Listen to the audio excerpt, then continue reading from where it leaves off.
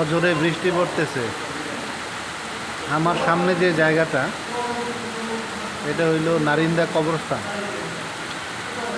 এই কবরস্থানটা খ্রিস্টানরা শুধু ইউজ করে থাকে। যাই হোক, কমপক্ষে প্রতিদিন যদি মানুষ একবার মৃত্যু চিন্তা করে যে আমাদের যত ক্ষমতাই থাক, যত সুন্দরী থাক চেহারা,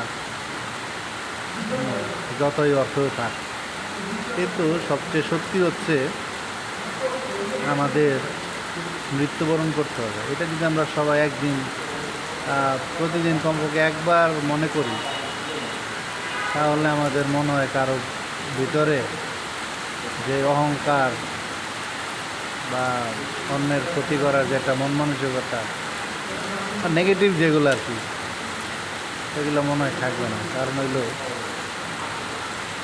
যতই চেষ্টা করি না কেন কোনো লাভ নেই, মৃত্যু আসবেই।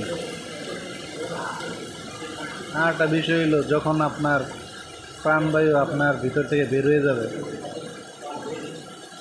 তখন সেই সুন্দর শরীরটা আস্তে আস্তে কথা শুরু করবে। আর কেউই চাবে না যে আপনাকে প্রিজার্ভ করতে, সবাই চাবে যে খুব দ্রুত তারে মাটি দেওয়া হোক।